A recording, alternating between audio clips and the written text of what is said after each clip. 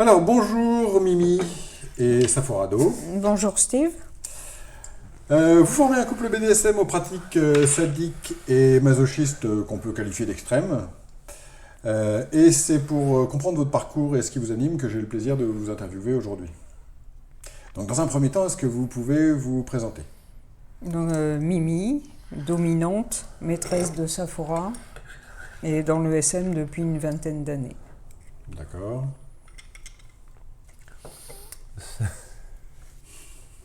Denis, Il a du mal à se recadrer. je suis troublé.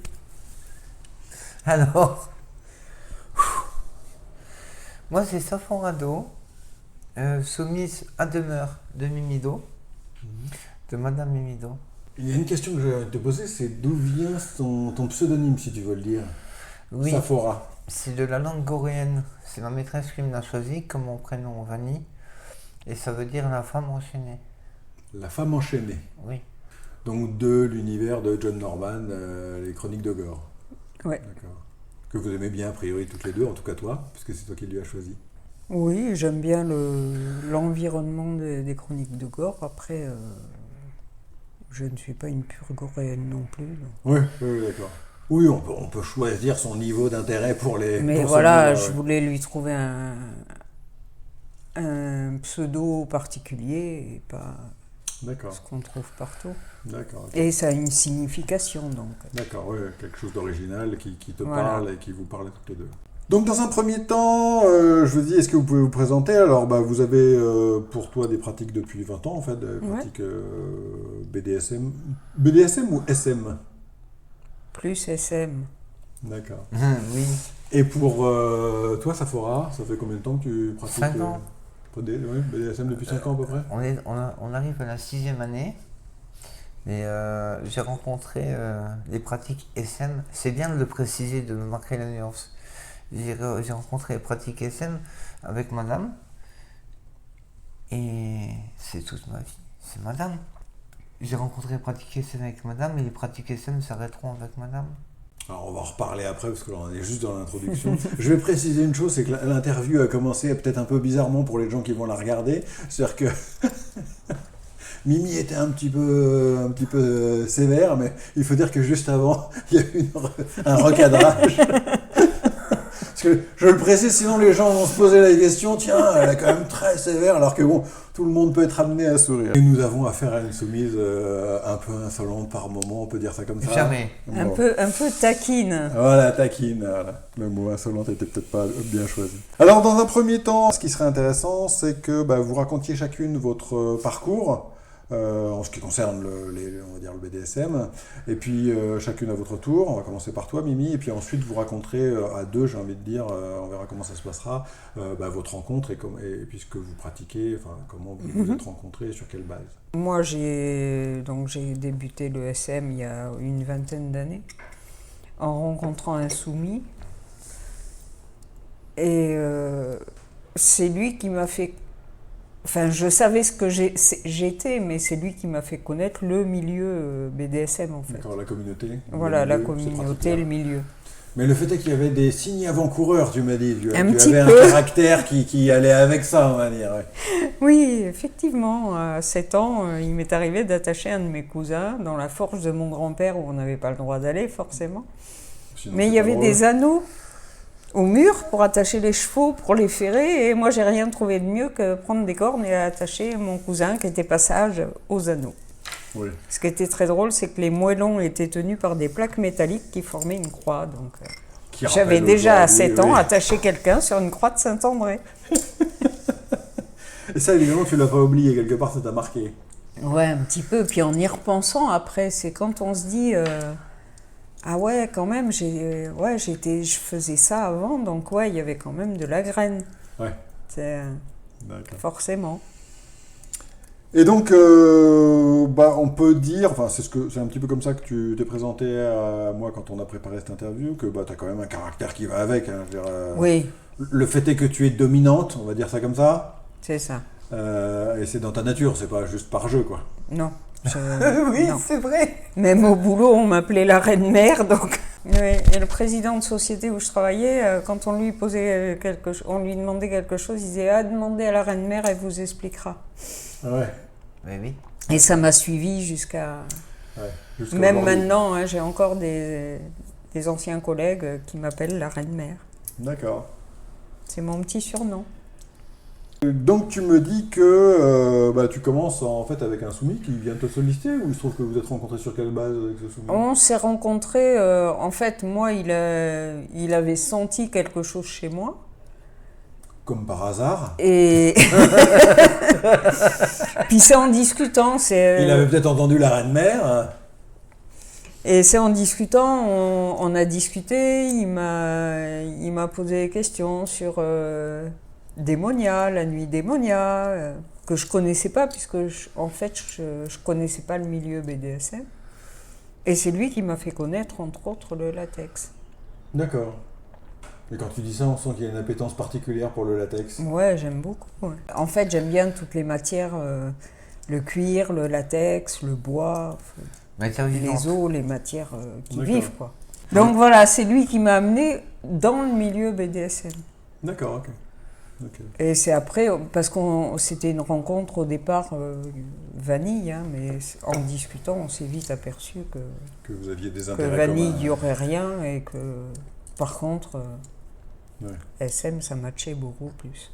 Donc tu me dis que tu t'orientes, tu commences, on va dire relativement basiquement dans la communauté, et puis ensuite tu t'orientes assez rapidement vers des pratiques moins communes, on va dire. Ouais, j'ai commencé comme tout le monde, hein, à tâtons, et puis après je suis rapidement arrivée au breastplay, ce genre de technique. Alors est-ce que tu veux en Le parler un peu CBT. plus? Quoi dans le breastplay? Les étouffements, jusqu'à perte de conscience. Ouais. Et le CBT, que je fais encore, mais... Tout le monde ne sait pas forcément sur ma chaîne qu'est-ce que c'est que le CBT. Précise quand même si j'ai Alors, une comme petite c'est de idée. l'anglais, j'ai un très mauvais anglais. Cock and ball torture. Donc, c'est la torture du sexe, Et des boules. qu'il soit masculin ou féminin, en fait. D'accord, ok. Traduction littérale, bite et couilles torture. Oui. Voilà, mais avec des aiguilles, avec des contentions serrées, avec Avec du citron sur les aiguilles. de l'électro. Voilà. Et ça, c'est quelque chose qui t'a attiré, qui t'a rapidement attiré, ouais. Ouais. D'accord, Ouais. ok. Parce que si Et peut-être- le fouet qui est resté dans le classique, mais... Ouais. Mais peut-être aussi parce que rapidement tu as rencontré des gens à qui ça plaisait. Oui, aussi, forcément. Parce qu'on va repréciser une chose que je dis à chaque fois que je fais une vidéo sur le BDSM, c'est que tout ça s'exerce dans un environnement consentant, consenti. Tout à fait. Hein. Sinon, on ne parle pas de BDSM, on parle de torture, de vraie torture. Tout à fait. Même les pratiques qu'on fait, même celles qu'on fait maintenant avec Saphora, je joue également avec 2 autres soumis, mais ils sont consentants, vu les jouets qu'on utilise nous. Sinon, ils C'est reviennent pas. Déjà, oui. Déjà, ils viennent pas, hein, s'ils sont pas consentants quand ils voient les artefacts qu'on prend.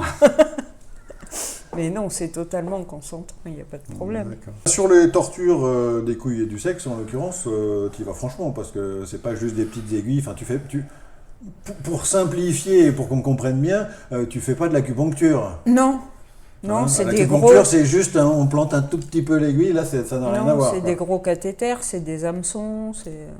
D'accord. Et puis, tu y vas Puis c'est profondément, selon... quoi. j'ai C'est envie de dire. selon De part en part. voilà. Ouais. D'accord. Ok. Puis après, on améliore.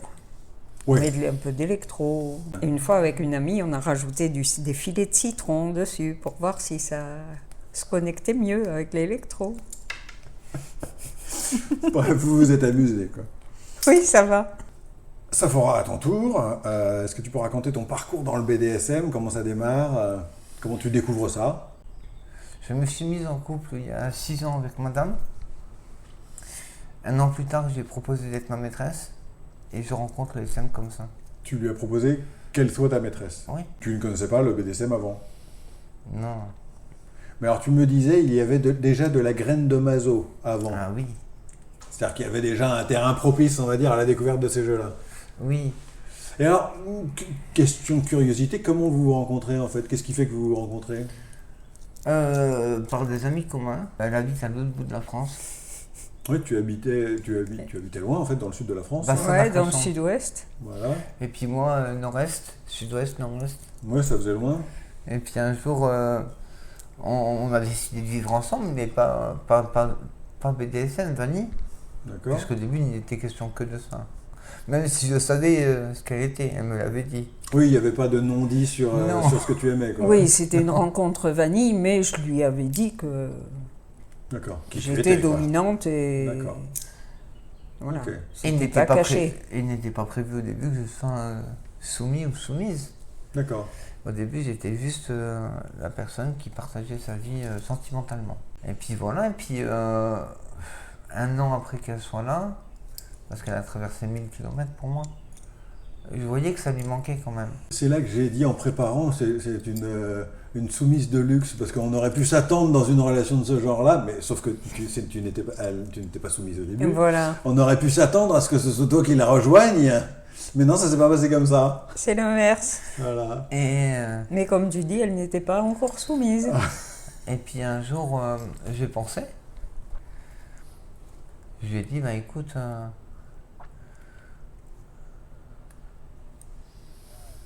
t'as pas de soumis dans la région. Moi, en attendant que tu trouves un soumis, si tu veux jouer, je veux bien jouer. J'avais déjà ma petite idée en tête. Je savais ce que je voulais. Ouais. Et puis, Quand tu dis ça, ça veut dire que tu ne voulais pas forcément que ce soit juste temporaire. ouais, voilà.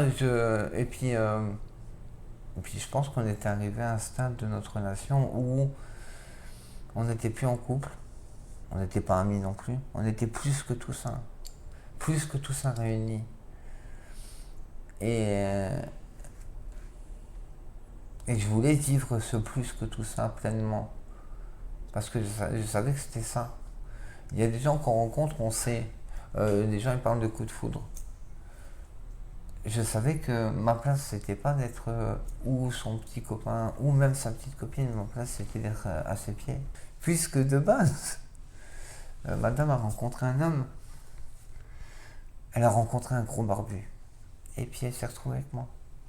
Et puis au début, elle m'a dit, je suis pas lesbienne, je suis pas bi, ça m'intéresse pas les femmes. Mais je n'avais pas encore dit que j'étais une femme. D'accord. Parce qu'en fait, une femme transgenre, en fait, effectivement, quand elle te rencontre, tu es encore un homme, en fait. Oui. D'accord. Oui, on s'est rencontrés, c'était un homme, barbu, avec des grandes bacchantes. Oui, Ah c'est ouais. vrai. Ouais.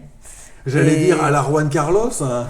Non, j'ai les origines cosaques et chez nous, c'est les cosaques ouais. dans les vacances. D'accord, ok. Et quelques mois après, 6-8 mois après, elle m'a avoué qu'elle se sentait femme. D'accord. Oui. Donc je lui ai dit que si son bien-être passait par là, Non, c'est pas ce que vous avez dit. Alors, comment ouais. comment l'as-tu entendu? Dis ce Non, que tu... parce que j'ai entendu ce qu'elle a dit. D'accord, vas-y. Elle a dit, monsieur le juge, je te jure. Elle a dit, je t'aime pour ce que tu étais, ce que tu es et ce que tu seras. C'est beau. Voilà ce qu'elle a dit. Ne souris pas, c'est beau. Enfin, Ben oui. souris, c'est pas envie, j'allais dire, mais c'est beau quand même. Et donc, pour revenir aux pratiques, sur quelle base vous vous rencontrez, au début, tu n'es pas soumise, c'est une relation vanille classique. ah ouais, totalement. Ouais. D'accord. Et en plus, comme tu le dis, il y a un changement qui s'opère effectivement au moment où tu lui dis que tu es une femme, parce que tu lui réponds, je suis pas lesbienne, quoi. Et effectivement, il y a une bascule de la relation vanille à la relation BDSM qui s'opère peut-être en même temps qu'une bascule de... C'est pas lié les deux. C'est pas lié? On D'accord. avait déjà joué un tout petit peu quand je n'avais Oui. pas encore commencé ma transition. Les deux ne sont pas liés. D'accord, c'est pas lié. Ma transition est en moi depuis ma naissance. Tu t'es toujours senti femme? Oui, toujours. Enfin, femme, non, je me suis senti fille, et après je me suis senti Oui, femme. enfin, Mais oui, évidemment. Il n'y a aucun lien entre les deux, entre ma transition et le fait que je sois sa soumise. D'ailleurs, au début, elle me disait, mais j'ai jamais joué avec une femme. Juste, voilà, nous sommes tombés amoureux. Et puis la relation, la situation s'est transformée en bien plus fort, bien plus important à mes yeux. d'accord. C'est ma maîtresse. C'est pas ma femme, c'est pas ma pote. C'est pas mon ami, c'est pas ma coloc. C'est ma maîtresse. D'accord. Je meurs pour ça le terme. Alors, on va préciser une chose après ce que tu viens de dire, c'est que tu as toujours été, déjà d'avant, adepte de la, comment tu m'as dit ça, de la bonne mode. Ouais, moi je suis là. D'accord. On va préciser ça parce que les gens pourraient se poser les questions, en particulier en te regardant dans les yeux. Oui, oui, effectivement. Hein? Donc la bonne mode, c'est le fait d'apprécier les modifications corporelles. Oui, D'accord. Et en l'occurrence, les yeux, tu me dis, tu t'es fait tatouer le blanc des yeux. oui. D'accord. Je savais même pas que c'était possible. C'est le eyeball tattoo. Alors, j'aime pas le mot tatouage. C'est pas un tatouage. Un tatouage, à proprement parler, c'est rentrer de l'encre dans une surface d'un corps par extraction cutanée. Donc par un coup. Ouais. Là, ça c'est En perçant la peau. Voilà. Oui. Ça c'est une injection d'encre dans la conjonctive de l'œil. D'accord. Enfin, dans la première membrane de la conjonctive, comme on peut faire à la langue, aux gencives ou sous les ongles. C'est une injection d'encre. Et alors pourquoi je te le fais préciser, c'est pas complètement par hasard, parce qu'on est quand même dans le cadre d'une interview BDSM, c'est que tu me dis, parce que la bonne mode ça peut faire mal j'imagine, en tout cas il faut avoir une certaine appétence, tu m'as parlé de crochet quand même, hein. Oui, c'est vrai. Donc ça peut potentiellement faire mal, et je relis ça au fait que, et je relis ça à ce que tu m'as dit, à savoir qu'il y avait déjà de la graine de maso, tu me disais.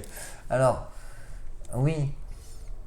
Après, le crochet, c'est une douleur qui dure pas longtemps, malheureusement. Mais, oui. Malheureusement. Oui, malheureusement. Oui, tu réponds bien à ma question. Après Oh zut, ça dure pas longtemps. pour celles et ceux qui me reconnaîtront dans l'autre interview, il y aura plus de précision, je pense, sur ce point-là. Oui, clairement. Oui. Mais j'avais aussi un comportement dans ma propre vie qui visait toujours à, pas abîmer, mais blesser mon corps. Oui. Volontairement et vivre l'instant, c'est-à-dire pas juste me blesser, ah ça fait mal, non, me faire mal et être consciente de ce qui se passe et puis le vivre, vivre la douleur pleinement. Alors comme tu l'as précisé, je vais le dire, il va y avoir une interview de toi qu'on va enregistrer dans la foulée de celle-ci, mais qui sera publiée sur la chaîne dédiée à la protection de l'enfance, qui va expliquer un certain nombre de choses à propos de qui tu es. Pour ceux qui sauront me reconnaître, mais oui. Voilà. Comme tu me disais, pour toi, ton histoire de vie, on va simplifier ça comme ça, c'est une belle phrase, tu m'as dit pour toi, ton histoire de vie et le SM se relient. Oui, parce que, un exemple, Mhm. j'ai porté l'uniforme dans ma vie, Oui. mais j'ai eu besoin, en plus, de connaître la servitude, l'obéissance. J'en avais besoin. Et je voulais pas être la personne à qui on obéit. Moi, je veux servir. Je suis là pour servir.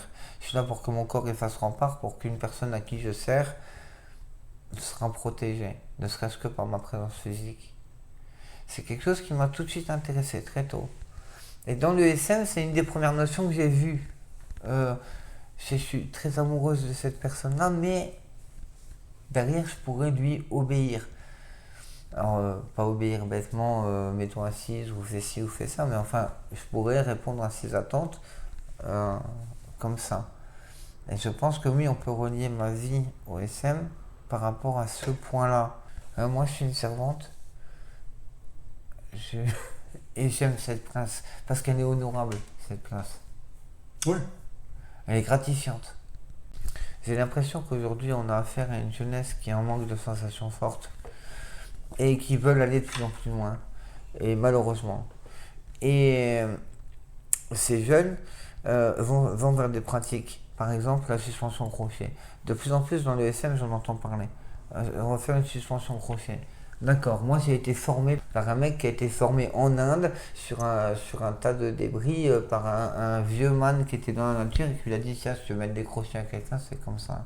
D'accord. Alors, on va préciser ce que c'est que la suspension au crochet. C'est-à-dire qu'on s'enfile des crochets dans la peau et on se suspend, on lève en fait, on suspend son corps par le biais de ces crochets. Mais très souvent, dans le SM, ils font cet amalgame entre les deux. Parce que oui, c'est quelque chose qui fait mal.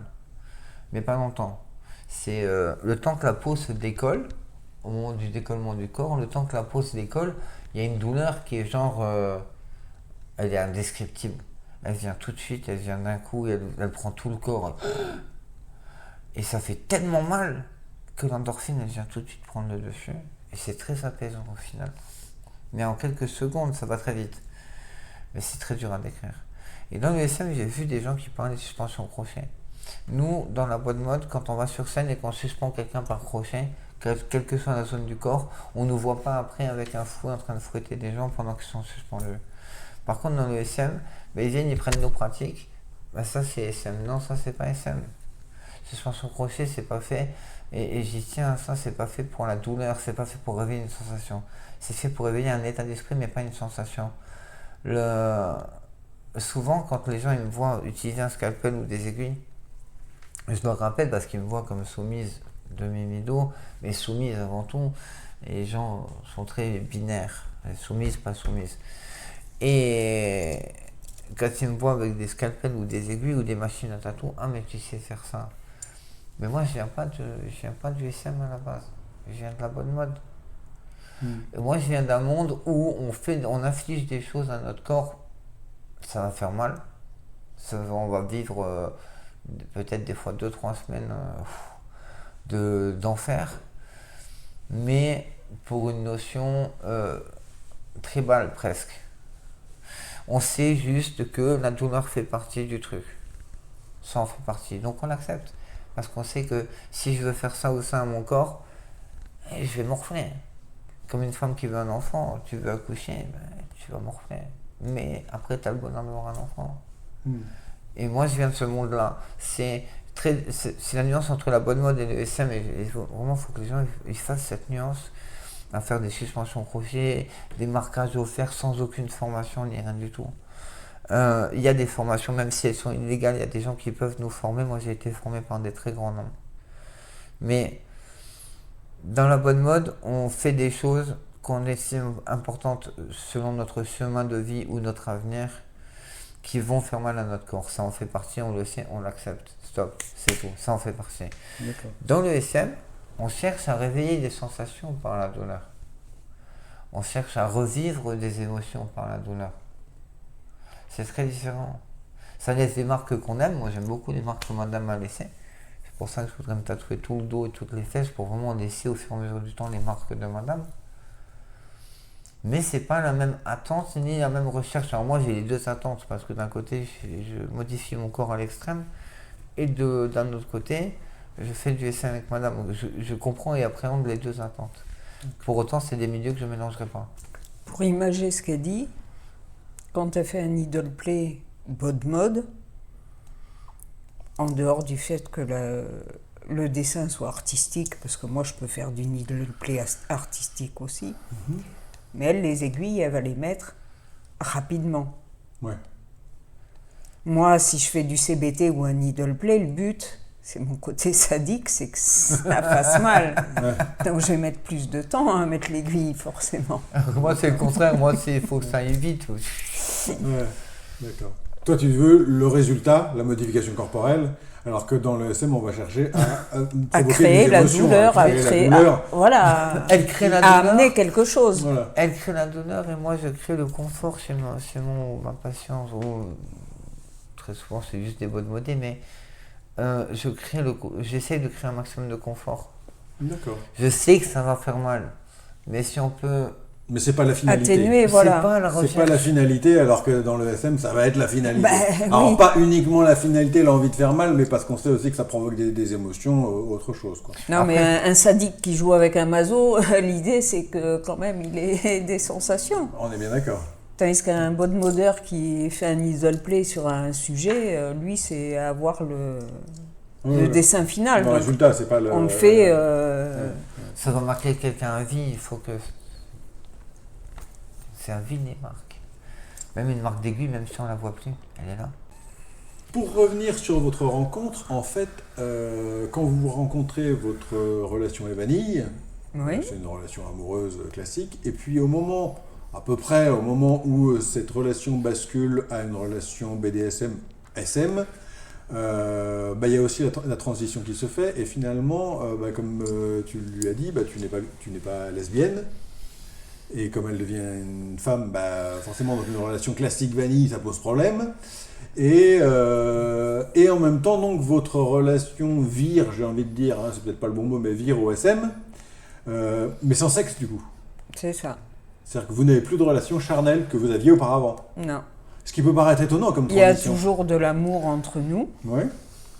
comme quand on s'est rencontrés, mais Ben, elle n'est pas gay et moi non plus. Donc, Mais plus c'est d'expression compliqué. charnelle de cet amour. Voilà. C'est aussi pour marquer la séparation entre le lien de couple et le lien de soumission. À partir d'aujourd'hui, je suis plus ce lien de couple.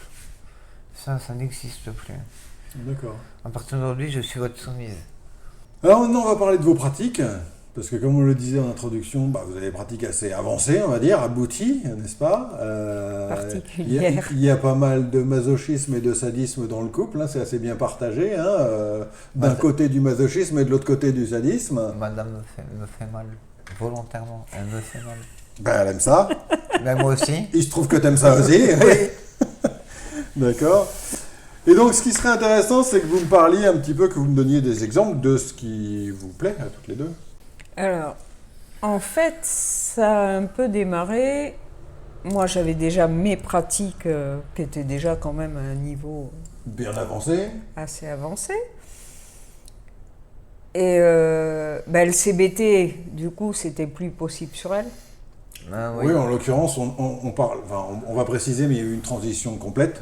Oui, Voilà. puis même il est hors de question qu'on touche à cette Puis zone-là avant voilà, l'opération. même avant qu'elle soit opérée, de toute façon, elle Elle ne voulait voulait. plus qu'on Voilà. y touche. Quelque part, c'était Ça pas existait elle, plus, quoi. Oui, ça C'était pas n'existait elle, plus donc, dans son cheminement intellectuel. Et Du coup, tu étais très déçu.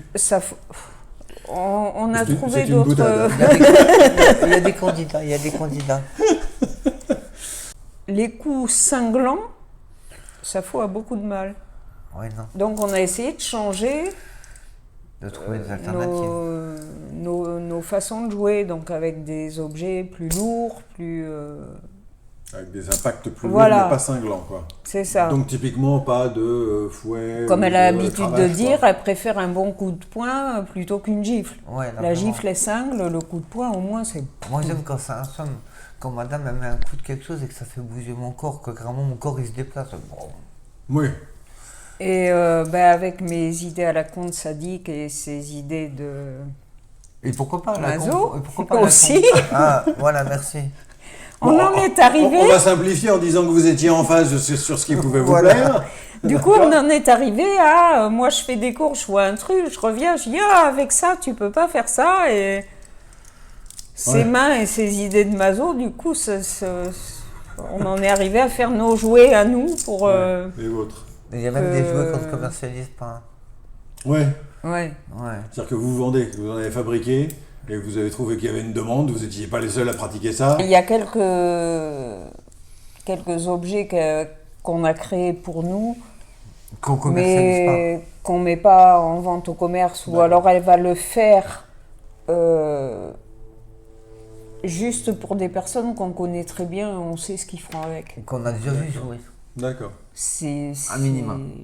Le Alors, nid de frelon, c'est un objet qu'on met C'est pas dangereux. entre toutes les mains. Donc les objets finalement que vous finissez par utiliser, c'est quoi? Parce que moi j'en ai vu quelques-uns dans le cabinet de curiosité de votre demeure. Il y a des objets qui moi m'ont fait sourire, et puis il y en a d'autres qui pourraient faire blêmir certaines personnes, pas forcément qui auraient même pas imaginé qu'on puisse jouer avec. C'est ça. Et notamment des masses d'armes. Oui, des fléaux d'armes. Et, Médiévales. Médiévales. Ouais. Et voilà, c'est le genre de jouet que moi j'aime utiliser et que elle, en sensation, elle aime beaucoup. Alors évidemment, tout joue dans la mesure de la force que tu y mets. Hein.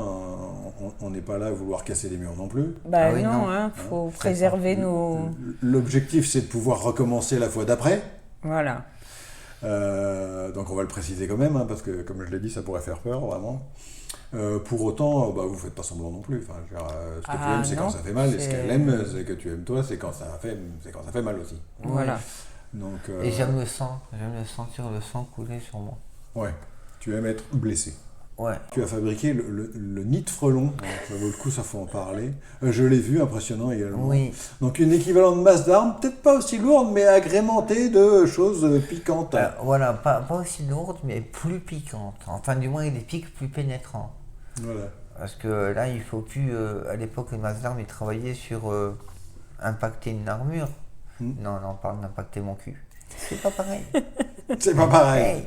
Et j'ai refait la même chose que j'ai appelé Carpaccio en y incluant des lames de rasoir.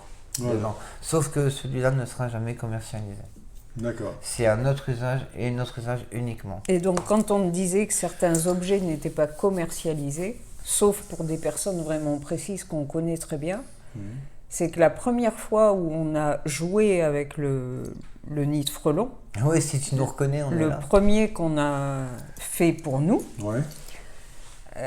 il y a un d'homme Ouais, enfin bref, un mec. qui a regardé ce jouet en disant « Oh, mais j'adorerais taper de toutes mes forces sur une chatte avec ça. Ouais, Ouais. quand même. » Et là, on s'est dit « Non, On va pas lui vendre. Non, on ne vendra pas. » Et du coup, ça nous a... On savait qu'on ne le vendrait pas à n'importe qui, mais Ouais. ça nous a bien confirmé que c'était pas des trucs à mettre entre toutes les mains. C'est ce que Bon, j'ai- pour autant, plaisantait-il ou pas? Non, Non, Non. non. Moi, je vous parle d'un SM encore une fois puriste, dans le sens où, à une certaine époque, même en France, on rentrait dans les soirées privées sous parrainage, en acceptant de respecter le tronc commun. Maintenant, aujourd'hui, on rencontre des gens qui viennent et qui, parce qu'ils peuvent payer le prix de l'entrée, ont le droit de rentrer, et à l'intérieur vont vous sortir des phrases comme la dernière fois, dans notre dernière soirée, où il y a une personne qui me disait « Mais justement, le SM, c'est la liberté, j'en fais ce que je veux. » Comme certains me disent, les règles, c'est fait pour être changées, les codes, c'est fait pour être brisés. Pas toujours. Parce que c'est aussi ça, maintenir une forme d'équilibre, d'un équilibre très sain et nécessaire à cette communauté. Qu'il y ait des pros qui proposent du SM à des soumis qui n'ont pas le temps ou pas la motivation ou pas les possibilités d'avoir une maîtresse. Je respecte ces professionnels. Encore une fois, on les aime fort et on en connaît quelques-unes. Mais qu'une nana qui arrive de nulle part, qui, parce qu'elle voit qu'en France c'est la merde, qu'il n'y a plus de travail et qu'elle se dit tiens, je vais pouvoir montrer mon cul de façon sexy, gagner un billet sans en branler une et sans toucher une tub, pour certaines c'est jackpot. Sauf que ce qu'elles ne réalisent pas, c'est le mal qu'elles vont causer à la communauté ou en tout cas à des valeurs qu'elles représentent. Alors, j'ai pas toujours le même point de vue que toi, dans le sens où je pense que les gens ne devraient pas se sentir influencés ou ne devraient pas se dire ce que font d'autres personnes vient salir ma communauté. Moi, on peut me dire ce qu'on veut de ce que je fais. Je vais écouter, d'accord. Je serai d'accord ou pas, mais pour autant, si des gens me disent que mon travail c'est de la merde, bah, ils ont le droit de le dire. Ça, c'est mon côté engagé et soldat de... On le comprend bien, hein. Donc, dans le cadre des jeux que vous faisiez ensemble, vous trouviez pas toujours le matériel qu'il vous fallait. Donc, comme on l'a dit tout à l'heure, vous en avez créé. Tu as créé notamment un martinet barbelé, avec une spécificité qui te tenait à cœur, c'est le manche en os. c'est ça? Exactement. Parce que tu travailles, tu fais des créations en os, Oui. pas que des manches de martinet barbelé. Non. L'os, c'est une matière que j'aime parce que je travaille l'os. Donc c'est une matière que j'aime. Je n'en trouve pas dans les créations SM et pourtant c'est un matériau noble. Et pourquoi pas proposer aux gens d'inclure de l'os dans les créations SM comme le cuir qui est la peau d'un animal mort. Pourquoi pas inclure l'os dans les créations SM des gens? Donc j'ai fait, oui, effectivement, un ou deux prototypes d'abord pour madame et pour nous deux jouer.